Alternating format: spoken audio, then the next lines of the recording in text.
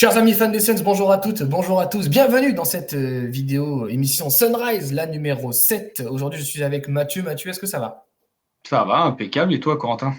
Ça va très très bien. Alors pour rien vous cacher, on avait déjà enregistré une vidéo qui a malheureusement bugué. On était avec Thierry, mais Thierry a un impératif puisqu'il doit jouer un match de foot. Alors on te souhaite bonne chance dans ton match. On espère que tu vas marquer 8 buts, en sachant que tu ne joues pas attaquant, je crois, donc ça va être compliqué. Mais du coup, on se retrouve tous les deux pour faire cette vidéo. Évidemment, quand même, on ne va pas vous abandonner pour débriefer de cette petite quinzaine. Comme d'habitude, les cactus, ensuite nos tops, nos flops et nos predictions pour terminer. On va commencer sans plus attendre avec les résultats de cette quinzaine. C'est parti pour les cactus.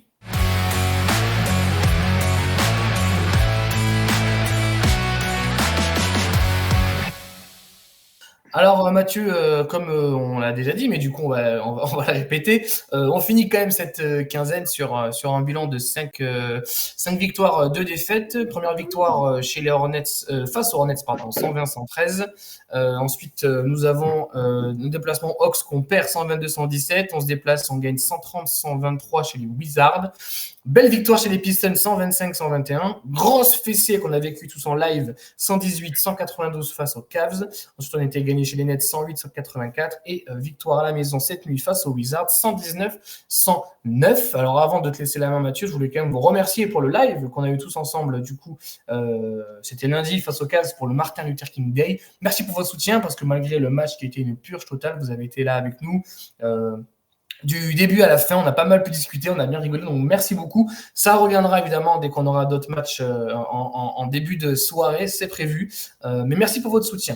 Alors Mathieu, du coup, quand tu vois ces résultats, qu'est-ce que tu en penses, toi? Bon, le bilan est sympa, mais est-ce qu'il y a des matchs qui ont retenu un petit peu ton attention? Ouais, comme on avait discuté déjà, moi, je suis content du nombre de victoires. Par contre, je reste perplexe par rapport à la performance au global. Je veux dire, on a joué des équipes de bas de tableau et je trouve qu'on n'a pas été à chaque fois ultra tueur, hein. Même les Nets, où il y a un gros écart, globalement, on l'a fait en fin de match, mais bon, c'était pas non plus extraordinaire. Oui, je trouve que celui qui retient le plus, c'est celui des Pistons, parce que c'est le seul où qu'on gagne contre un adversaire qui peut jouer, qui peut se prétendre être playoffable. Parce qu'après les Hawks, on a perdu. Après, on n'avait pas Nick Richards. Je pense que ça aurait peut-être fait la différence aussi. Et puis les Cavs, on s'est fait éclater, hein. De toute façon, c'était une bouse. Merci quand même les gars d'avoir été là. Ça, c'est pas le même match quand vous êtes là. Mais ouais, les Pistons, parce qu'on fait une vraie performance. Premier match de Nick Richards, le mec, il nous claque un match de fou. Tout de suite, on voit la différence. Donc, ouais, le match des Pistons, c'est une belle performance. Enfin, on a gagné je trouve même cette sensation de battre un adversaire qui est à peu près d'un niveau équivalent à nous, on peut le dire, c'est triste de dire ça, mais voilà, de gagner chez eux, c'était important. Moi, c'est celui qui m'a retenu l'attention le plus. Et toi, Corentin? Évidemment, je suis un peu d'accord avec toi. Je suis un petit peu déçu de la défaite chez les Hawks, évidemment. Après, le reste, c'est des adversaires relativement faibles. Il fallait gagner. La manière n'y est pas toujours, mais on gagne. Belle performance chez les Pistons, j'en avais parlé dans la vidéo précédente, qu'il fallait y aller un peu avec les crocs parce qu'ils nous avaient battus chez nous, donc je suis content qu'on ait su réagir. Richards qui claque un 21-15 pour son premier match en sortie de banc, plus 20, il est monté jusqu'à plus 22 de plus-minus, même si à la fin je crois que c'est plus 15, donc très très propre. La branlée face au cadre, on va pas se mentir, oui elle est dure à vivre, mais en même temps elle est réaliste. Elle nous prouve bien qu'on n'a pas notre place, qu'on n'est pas au niveau et qu'il y a beaucoup de choses à régler. Je suis content qu'on prenne une pilule. Enfin, avec le recul, sur le coup, ça me faisait chier. Mais avec le recul, je suis content qu'on prenne une pilule parce que ça veut bien dire qu'on n'est pas du tout au niveau pour essayer de jouer les grosses équipes de la ligue. On est une équipe mid-range, on est une équipe de play-in. Voilà, la preuve en est, on a pris un écart, on a tenu un carton. Après, c'est vrai que du coup, Nick Richards a pris pas mal de fautes, donc forcément, tu joues sans lui. Et je précise qu'il n'y avait pas Mobley non plus à Cleveland. Donc, c'est vrai que match compliqué. Et ce qui est délicat avec le match de cette nuit, qu'on gagne 119-109, on a toujours été devant dans le match d'une quinzaine de points, mais à chaque fois, on s'est fait rattraper. Moi, ce qui me gêne un petit peu dans ce match aussi, c'est que tu joues avec Bill Booker Durant qui joue encore quasiment 40 minutes, 38 je crois. C'est pas normal. Les Wizards, c'est des mecs qui perdraient des matchs face à des équipes d'Euroleague. Donc, tu dois pouvoir faire tourner, tu dois pouvoir faire que des mecs jouent que 30 minutes, comme on a fait au Nets. Et je trouve ça désolant face aux Wizards, du coup, malgré 19 rebonds de Nick Richards, si je dis pas de bêtises, que des titulaires doivent jouer autant, parce qu'on en parlera un petit peu plus tard, mais le banc n'a pas été performant non plus, quoi. Non, c'est clair. Le match hier soir contre les Wizards, on doit faire mieux. Il y a la petite blessure quand même de Ryan Dunn. On en reparlera, on en replacera une après sur la prochaine section. C'est sûr que c'est un impact, hein, on va pas se mentir sur la partie défensive des Suns, c'est dur de pas avoir Ryan Dunn, il a joué qu'une minute. Et c'est vrai qu'on a dû forcer beaucoup sur Bradley Beal qui revient de blessure. Donc, Bradley Beal, on sait, hein, il se blesse 2 matchs sur 3. Donc, c'était peut-être pas le meilleur move non plus à faire hier. Mais on n'a pas eu le choix. En fait, on n'a pas eu le choix de faire jouer les starters jusqu'au bout parce que globalement, on n'a pas été capable de maintenir un écart jusqu'au bout. Dès qu'ils ont accéléré un peu, le problème de ces équipes-là, c'est que le talent est clairement plus faible que nous. Mais par contre, c'est des jeunes joueurs, donc ils mettent de l'intensité, ils mettent de l'envie. Puis dès qu'on nous rentre un peu dans la bouche, clairement, les Suns, ils baissent la tête rapidement. Et ça, c'est notre énorme point faible. C'est dommage. Mais bon, on va dire qu'on va retenir sur ces 2 semaines le bilan comptable, qui est important, quoi. Clairement, un bilan, donc là on fait 5-2, ce qui nous remonte du coup au classement général, c'est très intéressant. Nous arrivons à la 8e place avec un bilan de 23-21. Il y a beaucoup de chamboulements parce que c'est très serré dans ce classement. On remonte dans le top 8, alors qu'il y a 15 jours on était 11e, mais en même temps j'ai la sensation qu'on peut très facilement retomber 11e, non? T'en penses quoi, toi, Mathieu? Ouais, c'est clair. Voilà, ça peut aller très vite. Après, c'est plutôt satisfaisant parce que on a fait un petit écart quand même avec. Enfin, un petit écart, c'est vraiment un tout petit écart. Mais bon, les Warriors, ils sont dans le négatif. Ils sont à 22 victoires, 23 défaites parce qu'hier, ils ont encore perdu. Les Spurs, ils sont en train de prendre quand même un bel éclat. Malgré une belle victoire contre Indiana, ils ont pris cher hier aussi, donc ils sont en 20-23. Donc, on est en train. Est-ce que lors des 2 prochaines semaines, c'est pas l'occasion d'essayer de faire vraiment ce trou avec ce classement, genre hors play-in? Ça serait pas mal. Après, on profite aussi des Mavs qui ont beaucoup de blessures, qui sont en train de subir un peu ce qu'on a vécu à un moment donné. Les Kings, voilà, qui ont fait une belle remontée, mais c'est dur pour eux quand même. Et puis, il y a attention devant, parce qu'il y a les Clippers qui, c'est pas toujours incroyable. Il y a les Wolves qui sont en train de se réveiller. Mais oui, on l'avait dit il y a 2 semaines, si on n'était pas 8e dans ce coin, à peu près dans ce ratio-là, après les 2 semaines, c'était catastrophique au vu de notre calendrier. Il fallait qu'on se replace. On l'a fait. On peut être satisfait de ça. Qu'est-ce que tu en penses, toi, Quentin? Moi, bon, tu as raison, c'était l'objectif de se remettre un petit peu dans la course. On l'a fait. L'avantage, c'est que si on reste sur ce range à peu près, on peut ne serait-ce que recevoir à domicile le play-in, c'est peut-être pas mal. Après, pour moi, la question, c'est surtout la suite. C'est est-ce qu'on va rester là? Est-ce qu'on va arriver à gratter un peu plus haut? Ou est-ce qu'en fait, on va redescendre? Il y a tellement de choses qui peuvent se passer. Entre la trade deadline, il va y avoir beaucoup de mouvements, pas que chez nous. Des équipes qui ne sont pas en forme, type les Mavs, quand ils vont récupérer Doncic, tout ça, ça va remonter, et d'Eric Lively. Les Timberwolves, ça se réveille un petit peu. Est-ce que les Clippers vont arriver à tenir la cadence? Il y a tellement d'inconnus que c'est très compliqué à percevoir. En tout cas, ce qui est intéressant, c'est qu'on est 8e. Pour l'instant, on est dans le play-in, on reçoit le deuxième match à domicile si on perd le premier. C'est un range, pour moi, la place 8, pour moi, en fin de saison, ça doit être le minimum, en fait. Être 9-10, ça serait déjà compliqué de se déplacer 2 fois. Non, je suis content qu'on ait remonté. On a fait ce qu'il fallait faire. La manière n'y est clairement pas. On y est d'accord. Mais au moins, comptablement parlant, on est là où il fallait être. Ouais. Clairement. Rien à rajouter sur les résultats et sur le calendrier? Non, juste dommage d'avoir laissé quand même passer ce match aux Hawks. Oui, c'est vrai que je pense qu'il y avait moyen de faire le perfect. Je dis vraiment le perfect, c'est-à-dire au Cavs, on oubliait, hein, mais d'aller gagner aux Hawks. On aurait été à égalité avec les Wolves, mais c'est dommage. C'est des adversaires. Là, c'est des adversaires aujourd'hui qu'on doit battre maintenant. À voir selon les moves qu'on va faire encore avant la deadline, qu'on en parlera. Mais maintenant, on a un pivot, on l'a bien vu, hein, c'est ce pivot qui nous a manqué. Est-ce que Nick Richards, il aurait été là contre les Hawks? On l'aurait pas gagné le match? Peut-être quand même. Donc, on va pas faire la fine bouche, quoi. On est bien remonté. C'était Kata il y a depuis un mois. On est quand même content d'être remonté là. Maintenant, à montrer un vrai visage lors des prochaines rencontres, quoi. Exactement, on en parlera tout à l'heure dans les predictions. Mais juste avant, on va parler un petit peu des tops et des flops, ce qu'on a aimé, ce qu'on n'a pas aimé. C'est parti pour les tip top flip flop.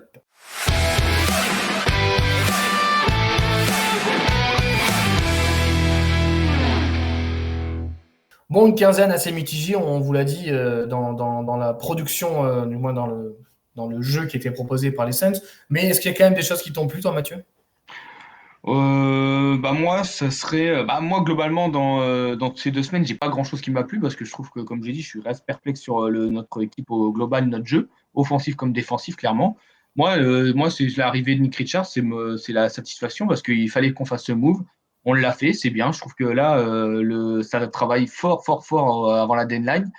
Et ils sont pas aveugles, hein. Ils ont bien vu qu'on était catastrophique au poste de pivot. On a fait venir Nick Richards, en plus un move qu'on a discuté qui était plutôt correct pour nous. Donc, et puis, il a un impact tout de suite. Je veux dire, le match à Détroit, on l'a gagné, c'est grâce à lui. Face aux Nets, il n'a pas été horrible, même s'il a été encore impacté par les fautes, un peu comme face aux Cavs rapidement. Ça, c'est un truc va falloir faire vite attention parce qu'on voit bien c'est cata à la rotation derrière lui. Et hier, il a fait un 20 points, 19 rebonds. Et en plus, je trouve qu'on commence à l'intégrer de mieux en mieux dans les phases de jeu. C'est pas toujours incroyable offensivement. Je trouve qu'on pourrait le servir un peu mieux, genre en alley-oop. Un mec athlétique comme ça, il y a moyen quand même d'aller chercher des points faciles.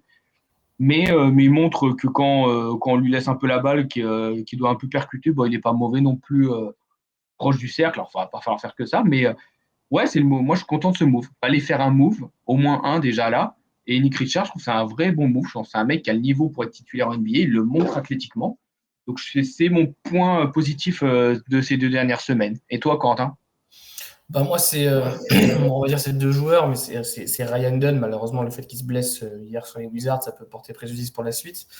Ryan Dunn et même Nick Richards aussi, parce que je trouve que c'est nos 2 seuls joueurs qui apportent vraiment de l'énergie, du punch sur le terrain. C'est les seuls. Le reste, c'est que des joueurs smooth, smart. Ça fait pas les efforts. C'est les 2 seuls. À chaque fois, je vois Richards, il essaie de se battre pour aller chercher des contres très hauts alors qu'il se fait lober. Il a de l'énergie au rebond. Ryan Dunn, pareil, c'est souvent lui qui se tape les meilleurs attaquants en face, alors que c'est un rookie, le mec. Il faut rappeler que c'est un rookie. Alors qu'il est dans le top 10 ou top 15 des meilleurs défenseurs ailiers en termes de pourcentage de shoot et rapport défensif. C'est incroyable. Moi, c'est les 2 grosses satisfactions. Et de toute façon, c'est ce qui nous manque. Il nous en manque encore des joueurs comme ça. Il faut qu'on aille en chercher des comme ça. Donc, Ryan Dunn et Nick Richards, j'aime beaucoup l'énergie qu'ils apportent. Et je trouve que heureusement qu'on l'a, parce que je suis même pas sûr qu'on aurait gagné tous ces matchs s'il n'y avait pas cette énergie-là. Ah, clairement. Clairement. Et du coup, en termes de flop, toi, un gros flop? Pour les flops, ça serait le banc, je trouve. Là, je l'ai beaucoup encensé par contre en début de saison. Et là, je trouve que c'est compliqué. Je trouve le retour de Rossoni, il est très très compliqué. Souvent, c'est justement, on parle d'impact. Je trouvais que Rossoni, il avait cet impact-là physique quand il rentrait, qu'il soit titulaire ou qu'il rentre en sortant du banc. Là, c'est compliqué parce que défensivement, je trouve qu'il se fait manger. Il a vraiment du mal. Après, c'est compliqué parce que Bud l'utilise très peu, donc depuis son retour de blessure. Donc, est-ce qu'il est à 100%? La question se pose. Et puis à 3, il est mauvais, quoi, globalement, à part son premier match de retour où il nous fait un gros 3 en fin de match. Franchement, ces pourcentages, j'ai pas regardé sous les yeux, mais globalement, c'est compliqué. Hier soir, il a tout raté, quoi, quasiment. Enfin, je veux dire, des shoots ouverts, des trucs, il n'y a pas un défenseur devant lui, il ne le met pas. Si Rossoni n'est pas capable de rentrer ses 3, globalement, son rôle devient de plus en plus compliqué. Grayson Allen, c'est pareil. Je trouve que c'est montagne russe. Il y a des matchs, je le trouve incroyable. Et il y a d'autres matchs, je le trouve. C'est dommage parce qu'il a de la création, il s'est créé pour lui-même, même pour les autres. Mais je trouve que, pareil, je trouve à 3, je le trouve un peu, c'est plus compliqué par moment. Et puis je trouve que défensivement, je trouve qu'il ne fait pas beaucoup d'efforts. Mais je crois que c'est un petit peu l'équipe au général. Et on en revient un petit peu le banc et l'intensité de l'équipe. Je trouve que défensivement, l'intensité, elle est inexistante.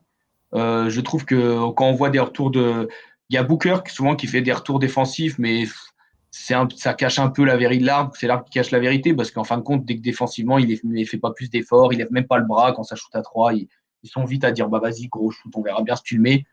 Mais donc, je suis perplexe parce que je ne comprends pas aujourd'hui qu'ils ne se disent pas qu'il faut se bouger plus les fesses en défense parce que c'est ça qui fait la différence. C'est ça qui a fait la différence encore hier contre Washington où on gagne. Mais en fait, ce match-là, on doit le piller depuis trop longtemps, depuis largement plus longtemps parce que offensivement, le talent, ils l'ont.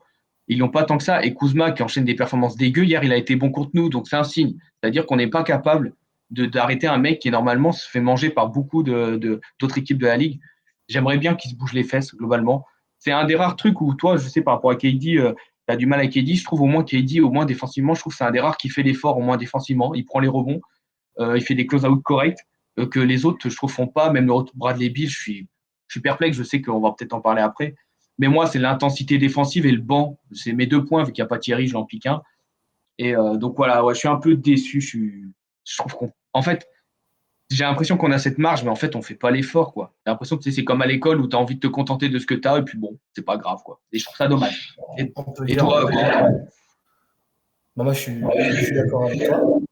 On a une équipe qui, dans l'énergie, n'y est pas. Défensivement, on ne fait pas les efforts. KD se bat. Moi, KD, la seule chose que je lui reproche, c'est juste de vouloir prendre le jeu à son compte et de vouloir mettre en place des choses. C'est pas son rôle, il ne sait pas faire. Mais le reste, j'ai rien à lui reprocher. Il est en défense, il se bat au rebond. Aucun problème avec ça. Moi, mon flop, c'est Bradley Beal. Enfin, le mec, il est dans toutes les rumeurs de transfert. Il est blessé, il joue, il est blessé, il joue, il est blessé, il joue. Quand il joue, il n'est pas très impactant, il ne fait pas les efforts défensifs. Il me saoule. Alors, je conçois aussi le fait que dans toutes les rumeurs, ça peut franchement engendrer un manque de motivation. Tu sais pas où tu vas être dans 2 semaines. Enfin, si, lui, il sait parce qu'il y a une autre clause, mais je comprends que ça affecte ta motivation, le fait d'être tout le temps dans ces rumeurs et tout, et de ne pas pouvoir te concentrer que sur du basket. Après, à un moment donné, mon gars, tu prends 50 millions par an. Bon, fais l'effort, quoi. Fais l'effort à un moment donné. Je sais qu'il ne faut pas trop comparer le pognon à la motivation, mais mets-toi dans ta bulle, fais tes matchs, essaie de jouer à fond ce que tu fais. Moi, ce joueur, tu ne peux pas compter sur lui. Quand il est là, un coup il est bon, un coup il est pas bon. En fait, j'ai l'impression qu'il te fait un quart-temps de bon tous les 3-4 matchs, quoi. Ouais, mais en fait, mec, ça sert à rien, ça. Et du coup, je pense qu'aussi ça a affecté le banc, en fait, moi, parce que du coup, le fait d'avoir remis Ryan Dunn en tant que titulaire, ça a apporté un truc dans le 5 majeur, parce qu'on a un 5 majeur qui est dans les classements NBA est très très bon défensivement, factuellement parlant, dans les defensive ratings. Et le fait d'avoir remis Bradley Beal en fait sur le banc, j'ai l'impression que ça a démotivé tous les autres mecs. Que les Grayson Allen, que les Royce O'Neal, ça leur va pas, quoi. Donc, ça fit pas, il n'y a rien qui va. Et moi, c'est pas possible, ce mec, j'en peux plus. C'est un bon joueur, mais qu'il aille faire ses marques ailleurs, qu'il reparte à l'Est. Tu vois, il performera un petit peu mieux, il n'y a pas de souci. Chez nous, ça marche pas. Au début, on fait une erreur, on l'a déjà dit. Mais là, sur le terrain, ça me saoule parce que il fiche tout, quoi. Il n'y a rien qui marche. Donc, ouais, moi, Bradley Beal, et je te rejoins totalement sur le banc qui n'est pas très performant et surtout sur cette intensité défensive où les efforts ne sont pas faits. Quand tu vois Kyle Kuzma qui en plante quasiment 30 cette nuit, c'est un scandale, les gars. C'est un scandale. Je veux bien que Ryan Dunn sorte blessé, mais tu vas pas me dire que Booker ne peut pas défendre sur Kyle Kuzma, que KD ne peut pas défendre sur Kyle Kuzma. Ouais, c'est abusé. C'est abusé. Après, Richards, gros apport. Il gobe quand même 19 rebonds face au Wizards. Il est énorme, mais de toute façon, hier soir, ce qui fait qu'on a galéré, c'est que Ryan Dunn s'est blessé. On voit tout de suite la différence. Ryan Dunn, il a joué 1 minute. Ce match-là, on l'a gagné dès le début. Ça se voit qu'on va gagner Washington. Je veux dire, on a toujours fait un écart. Ils se sont rapprochés à 9 points, un peu moins à un moment donné, mais jamais, en fait, il y a vraiment eu de danger globalement. Mais en fin de compte, on n'a jamais non plus été capable de plier ce match à plus 20 et dire, bon, allez, merci les gars, merci, au revoir. Jamais parce que défensivement, on est trop faible. Et déjà parfois on galère avec Ryan Dunn malgré son taf incroyable. Alors t'imagines, hier il a joué 1 minute. Donc c'est-à-dire qu'on a fait jouer Bradley Beal. Donc là, c'est-à-dire quoi les prochains matchs s'il n'y a pas Ryan Dunn, même si on va parler un peu, apparemment ça devrait aller, à voir s'il va jouer le prochain match. Je n'en suis pas sûr, mais c'est pas rien de grave. C'est-à-dire qu'on va repartir avec un 5 de départ où on met Bradley Beal dans le 5. On va se faire déglinguer en fait défensivement. C'est pas possible. C'est pas possible. À voir si justement ce serait pas l'occasion de remettre Royce O'Neal dans le 5 et essayer peut-être de lui redonner un vrai rôle correct dans le 5 de départ. Je pense que ça lui conviendrait mieux. Mais ouais, c'est compliqué. Il nous manque ce deuxième gros défenseur avec Ryan Dunn qui peut sortir du banc, un vrai impact physique. Heureusement qu'il y a Nick Richards. Heureusement qu'on a fait venir Nick Richards. Il n'y aurait pas eu Nick Richards hier, mais on aurait perdu contre Washington. Faut pas se modeler la face. Donc, moi, il me frustre beaucoup. Et Bradley Beal, il me frustre parce qu'en fait, c'est pas le joueur qui me frustre, c'est qu'en fait, il n'est pas du tout à sa place dans notre équipe. Il n'a pas son rôle. Et puis quand il sort du banc, tout talentueux qu'il a, en fin de compte, il n'y a rien pour lui. Globalement, il n'y a pas de tactique, il n'y a rien. Et ce gars-là, c'est un mec qui a besoin d'avoir la balle dans la main, c'est un mec qui a besoin de phase de jeu pour lui. Et en fait, il n'y en a pas parce qu'on ne sait pas du tout l'utiliser, parce qu'il n'a pas le bon rôle pour nous. Et ouais, je suis d'accord avec toi, Bradley Beal, c'est trop frustrant. Il faut qu'on trouve une porte de sortie rapidement parce que ça va finir très mal sinon. Très, très mal, je pense. Ça, c'est sûr. Donc voilà. Mais de toute façon, Bradley Beal, on va sûrement en reparler un petit peu à la fin de la vidéo. On va faire quand même une petite parenthèse trade. Voilà, pour les top flops, on est à peu près d'accord là-dessus. L'énergie défensive, l'intensité défensive, le banc qui a très peu d'apport, et puis Bradley Beal qui est un fantôme total quand il joue. Voilà un petit peu pour les top flops. On va passer tout de suite à la séquence suivante. C'est l'heure des predictions.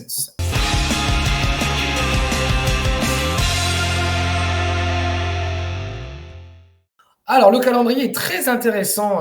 Vous allez pouvoir le voir sous vos yeux. Juste, je vous donne les matchs. On reçoit les Clippers, on reçoit les Wolves. Ensuite, 4 déplacements chez les Warriors, 2 doubles confrontations chez les Blazers, chez le Thunder. Et on finit en recevant le Jazz et les Nuggets. Donc, 8 matchs en 2 semaines, dont 2 back-to-back. Toi, Mathieu, on est d'accord là-dessus. Je pense que les 2 matchs les plus importants, ça reste les 2 premiers. Ouais, je vais citer Thierry, malheureusement, qui n'est pas là. Et là, je vais changer par rapport à mon point de vue que je disais tout à l'heure. J'avais dit les 2 premiers matchs, mais moi, c'est même les 3 premiers matchs. parce que tu as les Clippers et les Wolves qui sont devant nous. Donc, c'est ultra important de les gagner parce que ça peut peut-être te permettre déjà de te raccrocher aux Wolves et même peut-être de passer devant eux, selon ce qu'ils font après.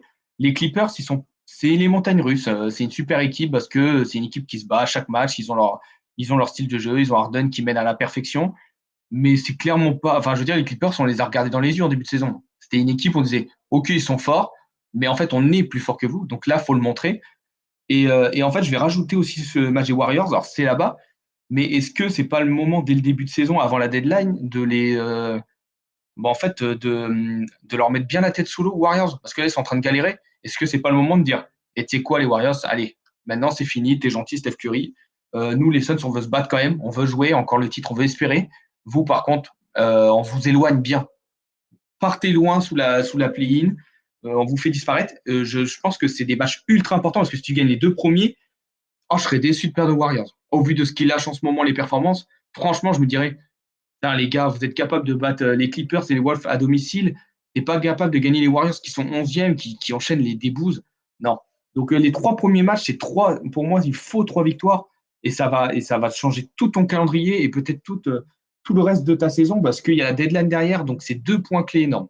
Moi, je sais pas ce que tu en penses. Moi, je vois bien. Moi, on va citer Thierry quand même. Il avait dit que lui, il se verrait bien un 6-2. Moi, je verrais bien un 5-3. J'ai pas envie non plus d'être parce que les Nuggets, ils font peur. Le Thunder, c'est le Thunder, quoi. Et je reste perplexe contre l'un des 3 premiers matchs. On les connaît trop, nos Suns. À chaque fois, on est genre positif, mais en fin de compte, ils nous déçoivent. Donc, je vois bien quand même une défaite.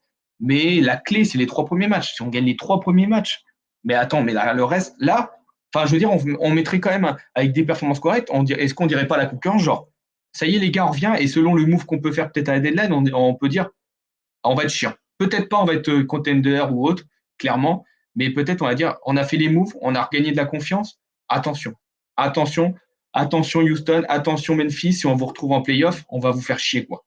Donc à voir. Qu'est-ce que t'en penses, toi, Coco, là, de ce calendrier? Je vous rejoins sur les 3 premiers matchs. De toute façon, c'est des confrontations directes. Donc, ça veut dire qu'une victoire pour nous, c'est une défaite pour eux. Donc, on peut très facilement remonter. Après, de toute manière, pour moi, il y a 4 matchs. 3 matchs sûrs qu'on ne peut pas perdre, c'est le Jazz et la double confrontation face aux Blazers. Pour moi, les Warriors vont les battre. Clippers et Wolves, j'aimerais bien en prendre au moins un des deux quand même. Les Wolves, de préférence. Comme ça, on les rattrape bien, on peut leur passer devant.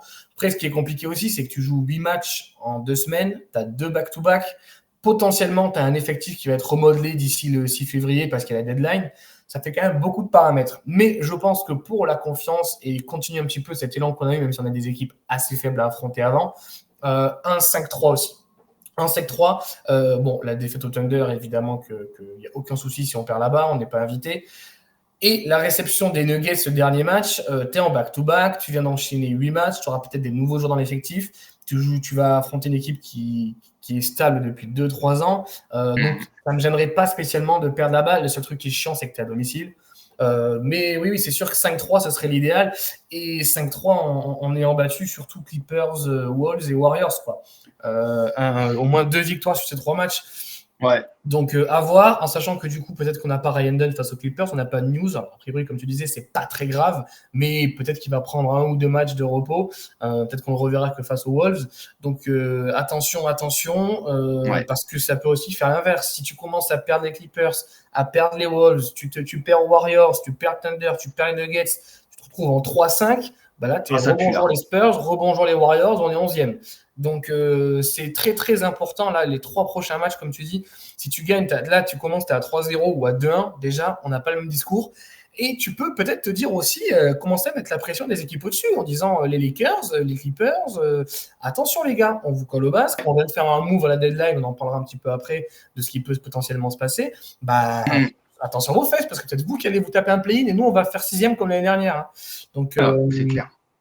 Pour le coup, calendrier intéressant à suivre. Voilà, c'est pas le calendrier poubelle de la semaine dernière, enfin des 15 derniers jours. Là, on est sur un calendrier qui est très intéressant. Ce qui est intéressant aussi, c'est ce que je trouve, c'est ce match face au Jazz. Alors, sur le papier, il est inutile, mais si tu as récupéré des joueurs à la deadline, tu as un match contre le Jazz où, tu sais qu'il n'y a pas énormément de répondants. Tu vas pouvoir aussi tranquillement ça va permettre d'intégrer certains joueurs que tu auras peut-être récupéré à la deadline avant d'aller taper les Nuggets.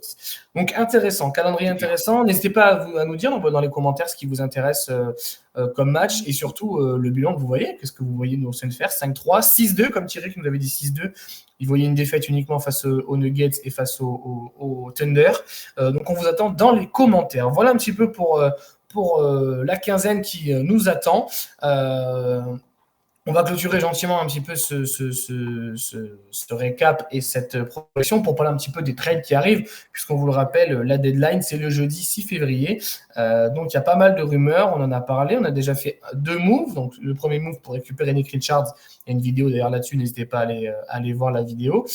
Et on a aussi fait un dernier move avec le Jazz, où on a envoyé notre premier tour de 2031 pour récupérer 3 premiers tours plus récents qui vont sûrement être échangés très rapidement avec d'autres franchises. Toi, en termes de rumeurs, Mathieu, qu'est-ce qui t'a le plus intéressé? Les rumeurs, moi c'est, ça, encore une fois, on le cite, on en profite qu'il soit pas. Thierry, il avait beaucoup parlé de Patrick Williams, donc ouais, Patrick Williams, on va revenir dessus.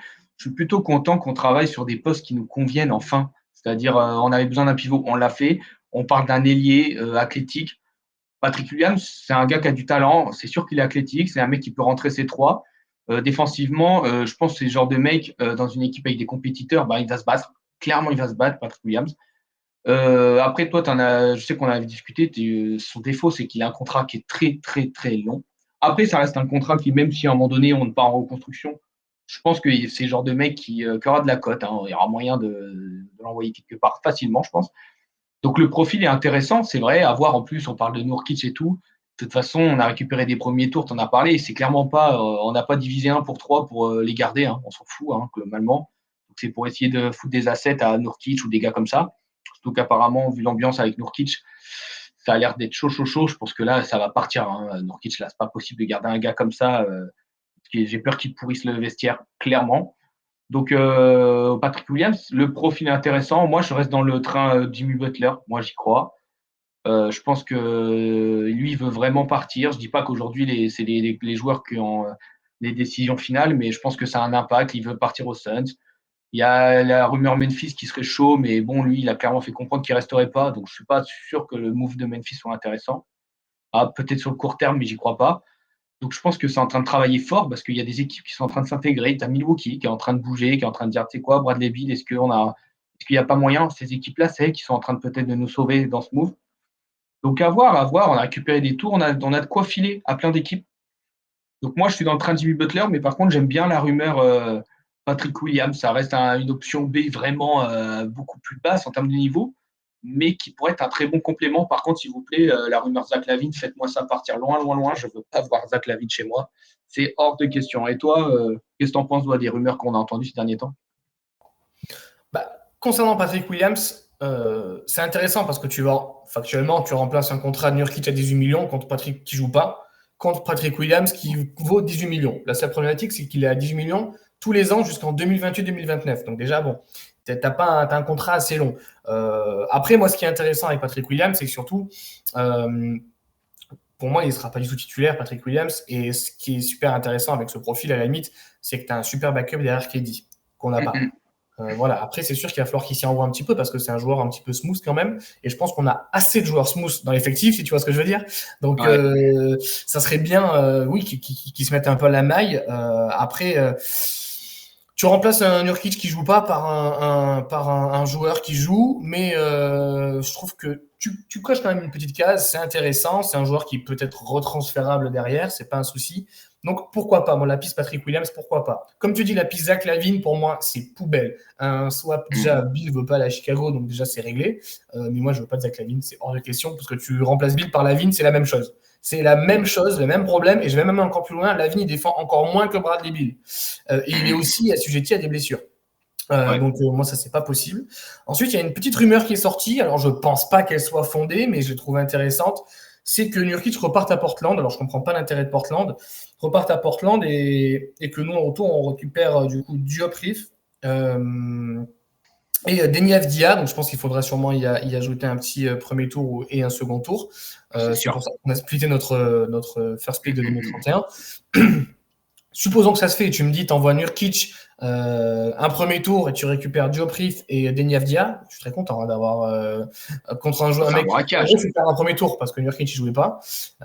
Portland récupère un premier tour, ils sont contents. Un contrat presque finissant, il reste un an et demi pour Nurkic. Bon, après, je comprends pas l'intérêt de Portland de faire ça. Par contre, si ça se fait, James Jones, bravo. Bravo. Il y a rien à dire là-dessus. Et ensuite, la rumeur de Butler, j'aimerais bien que Butler vienne, mais c'est pareil, c'est-à-dire que tu vas te rebloquer financièrement derrière. De toute façon, quitte à aller au bout du projet, autant y aller. On n'est plus à ça près. La problématique pour moi, c'est Bradley Beal. Oui, on parle des Bucks. Les Bucks sont intéressés, les Bucks ont bien dit que pour que Bradley Beal vienne, il faut qu'il renonce à sa no trade clause. Pas sûr qu'il le fasse. Donc c'est vrai que ça nous lie pas, mais on est pas mal les mains liées, pardon. À voir comment ça se passe. Et puis, petit bémol, c'est Thierry qui nous a dit ça tout à l'heure aussi. Paul Pierce a dit dans son émission qu'il voyait un petit trade aussi. Il disait OKC démonte la ligue alors que Chet Holmgren est blessé. Donc, il disait ils ont qu'à envoyer Chet Holmgren à Phoenix et récupérer KD pour qu'il finisse sa carrière au Thunder. Bon, c'est du gros hâtif, on n'y croit pas. C'est fun sur le moment, mais bon, c'est une rumeur infondée, on est d'accord de toute façon. Ouais, après, moi, je veux bien. Moi, j'aime bien chez Holmgren, il n'y a pas de souci. C'est pourquoi pas. Oui, c'est infondé, mais je te rejoins pour Portland, ça sera un braquage. Si tu envoies Nurkic un premier tour et tu récupères Avidia qui ils ont signé cet été et Diopris qui serait un bon move parce qu'on voit bien que oui, on a récupéré un Nick Richards, ça fait du bien en titulaire, mais Plumlee, mais il va se faire déglinguer contre des adversaires plus forts dès qu'il rentre. C'est pas possible. Je suis presque déçu en fin de compte que l'ambiance soit pourrie avec Nurkic parce que j'aurais bien aimé peut-être le temps qu'on le traite le voir sortir 10 minutes, 12 minutes en sortie de banc parce que je trouve que globalement c'est celui qui a le niveau c'est le plus compétent derrière Nick Richards. Donc je suis un peu frustré de la situation. Mais moi, je serais content qu'on aille chercher un pivot remplaçant. Pas un mec ultra talentueux, juste un mec athlétique quoi, qui va défendre. C'est tout ce qu'on lui demande quoi, sur quelques minutes. De toute façon, Nick Richard, je pense que plus on va avancer dans la saison, plus il va jouer, mais beaucoup, beaucoup de minutes, parce qu'on ne s'en sort pas sans lui. Donc, mais ouais, les rumeurs sont pas mal. Il y a des rumeurs, c'est toujours intéressant. Je suis content de voir surtout qu'on a des rumeurs avec des joueurs ciblés dont le profil correspondent à ce qu'on a besoin. Donc, c'est déjà pas mal. À voir, ça va se faire. Est-ce que toi, tu y crois? Est-ce que toi, tu penses avant la deadline, il y a au moins petit ou gros move, au moins un move? Moi, je pense que en fait, les petits moves, pour moi, ils viendront si on n'arrive pas à faire le gros move. Je ne sais pas si tu me suis. Ouais, bien sûr, pour c'est sûr. moi, tu splits pas ton first pick de 2031 en 3 first picks juste pour le plaisir. En gros, il te reste 3 premiers tours, un second tour. Pour moi, ça va être un énorme blockbuster trade avec 4, peut-être 5 équipes, j'en sais rien.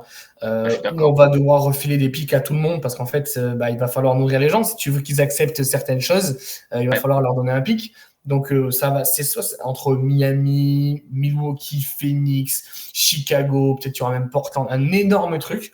Ce qui va d'ailleurs peut-être bien animer la trade deadline. Si on fait ça, on ne bougera plus derrière. On ne bougera plus derrière parce que déjà, on n'aura plus d'assets.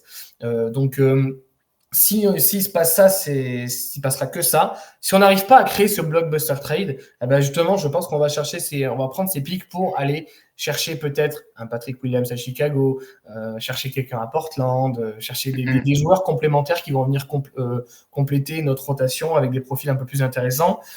En tout cas, ce que je trouve bien, moi, sur ce qu'on a vu sur le dernier mois, on va dire d'une manière générale, putain, James Jones a repris la main. Ça se sent. Ouais. Ça se sent que James Jones a repris la main. Des moves intelligents. Nick Richards, désolé, on gagne le trade. On gagne le trade factuellement.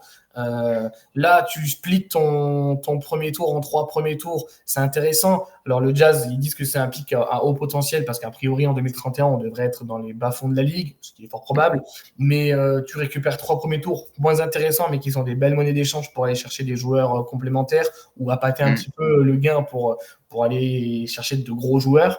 Oui, c'est intéressant, mais pour moi, ces petits moves se feront que si on n'arrive pas à faire ce gros move avant. T'es un peu sur le même avis ou tu penses que ça va plus bouger?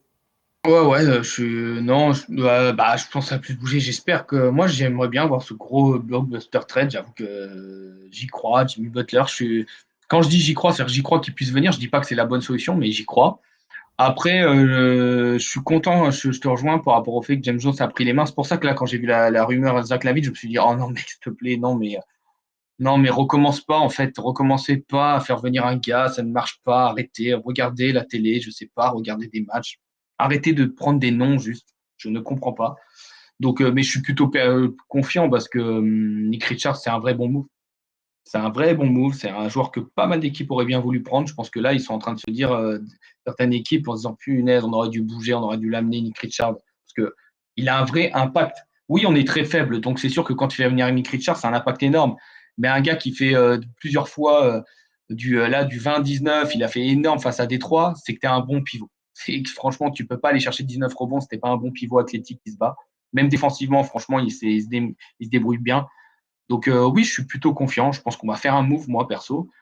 Après, est-ce que ça soit un gros ou un pas, ça sera quand même un move qui nous fera du bien, dans tous les cas. On fera venir un joueur qui va rentrer dans la rotation et qui nous fera sûrement du bien. Et je pense que si c'est pas Jimmy Butler, ça sera quand même un ailier athlétique, comme Patrick Williams ou peut-être Denis Avdija, qui est moins peut-être athlétique, mais qui reste un joueur à gros impact.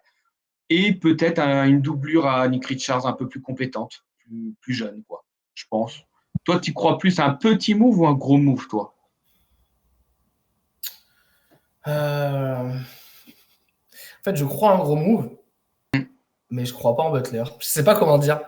C'est-à-dire que Tu, moi, tu, je tu vois vois Butler. partir Bradley Beal, mais pas sûr que ça soit Jimmy Butler qu'on récupère. Ouais, ouais. Parce que Pat Riley, il a tellement d'ego que je le vois mal accepter le fait que Butler a dit officiellement qu'il voulait aller aux Suns juste par souci Ouais. d'ego. Je pense que Pat Riley va dire bah, va te faire foutre, mec, en fait, je vais te renvoyer au fin fond de la Creuse, mon gars. Non, après, comme on a fait tout à l'heure, et je donnerai les réponses de Thierry, je vais te poser une question simple, tu vas répondre par oui ou par non. Est-ce qu'à la deadline, Nurkic est toujours dans l'effectif? Non. Bon. Thierry avait dit non, et moi je dis non. Ouais. Est-ce qu'à la deadline, Jimmy Butler fait partie des Phoenix Suns? Ouais. Moi je dis non, et Thierry dit non. Est-ce qu'à la deadline, Bradley Beal fait partie des effectifs des Suns? Bah non. Moi j'ai dit non, Thierry a dit oui.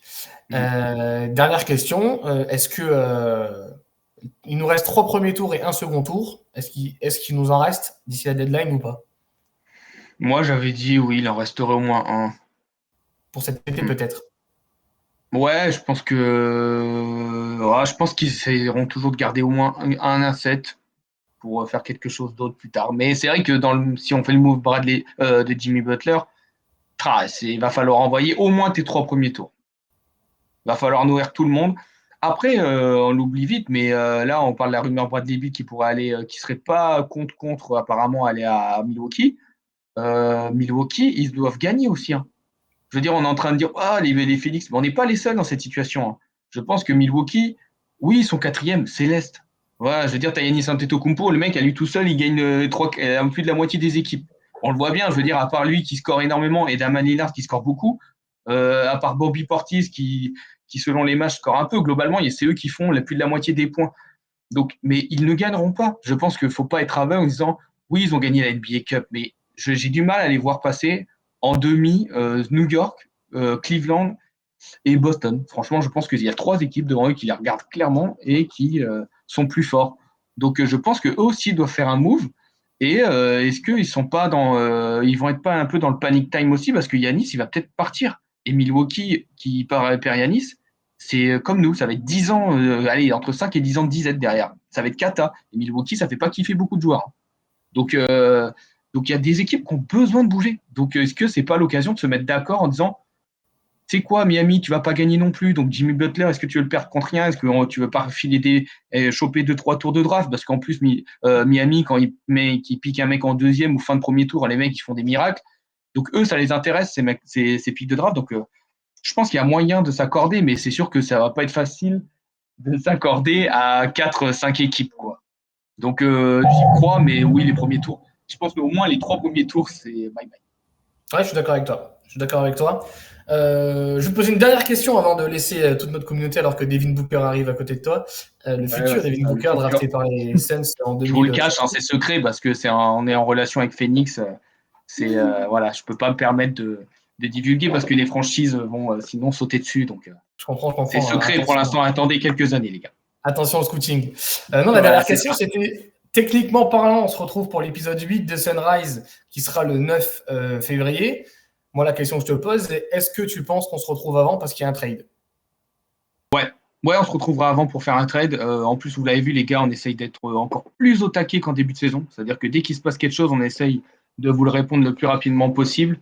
Et donc, ouais, on se retrouvera avant. Je pense qu'il y a moyen, comme Nick Richard, on essaiera d'analyser, même si c'est un move pas énorme, mais un gars comme Patrick Williams, je pense qu'il y a moyen de faire une petite vidéo de 15 minutes pour en discuter, parce qu'il aura son rôle dans les rotations futures. Donc, ouais, on va se retrouver. Toi, t'y crois, toi aussi, Corentin? Oui, bien sûr que oui, on se retrouve. T'imagines si on fait aucun move d'ici la deadline? Oh, le scandale. Oh, j'y crois pas, on est trop dans les rumeurs, on parle de nous tous les jours. Oui, bien sûr que oui. Bon, en tout cas, on a fait un petit peu le tour. N'hésitez pas à nous dire dans les commentaires qu'est-ce que vous aimeriez voir comme trade, aussi votre pronostic concernant la quinzaine à venir. Et puis, merci de votre soutien. N'hésitez pas à vous abonner à la page Facebook, à la chaîne X, parce qu'on a pas mal de monde sur X qui commence à en discuter pas mal, à avoir pas mal de visites. C'est super cool. Merci à vous, merci à la commu. Merci pour le live qu'on a fait lundi. Puis nous, on se retrouve du coup, officiellement dans 15 jours pour le Sunrise 8, mais peut-être avant pour la trade deadline. Merci beaucoup Mathieu pour cette vidéo express. Merci à David Cooper qui sera drafté du coup en 2038 à côté de toi. Bientôt. Et puis on vous souhaite à tous un bon dimanche, une bonne quinzaine NBA. À la prochaine, ciao. À plus tard.